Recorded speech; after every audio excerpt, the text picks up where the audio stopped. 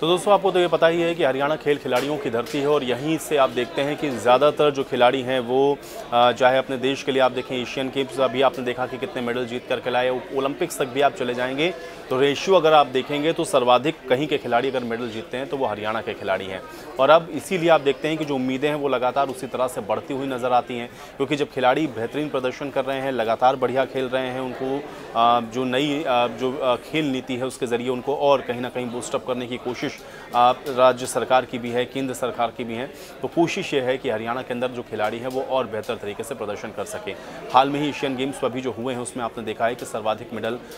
जो खिलाड़ी हैं उनमें अगर आप देखेंगे तो हरियाणा के रहे हैं जिन्होंने जीता है। हालांकि भारत का ओवरऑल परफॉर्मेंस बहुत अच्छा था, 100 से ज़्यादा मेडल इस बार भारत ने जीते,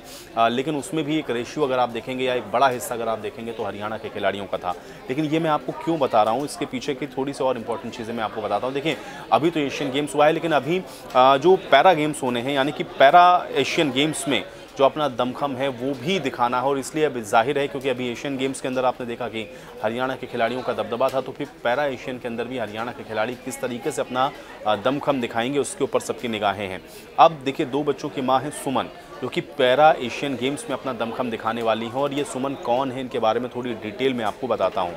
अब देखिए खिलाड़ियों से बेहतर प्रदर्शन की उम्मीद तो ज़रूर होती है, लेकिन पानीपत के सिवाह गांव के रहने वाली सुमन का पैरा एशियन गेम्स के लिए जो चयन है वो हो चुका है और अब 17 अक्टूबर को वो चीन जाएंगे और वहां पर वो अपनी ताकत दिखाएंगे। दरअसल सुमन का जो चयन है वो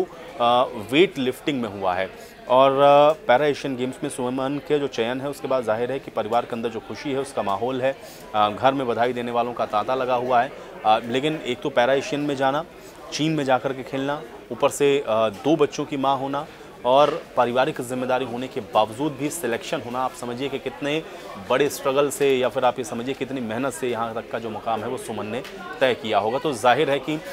ऐसी महिलाओं को तो सैल्यूट करना ज़रूर बनता है। और अब देखना ये है कि पैरा एशियन के अंदर सुमन क्या कमाल दिखाती हैं, क्योंकि उम्मीदें बहुत ज़्यादा हैं, हरियाणा की हैं, तो इसलिए उनसे उम्मीदें और होना लाजमी भी हैं। अब एशियन गेम्स में आपको बता दें कि भाग लेने वाली वो हरियाणा की एकमात्र महिला खिलाड़ी हैं सुमन, ये भी आपको साथ में समझना पड़ेगा।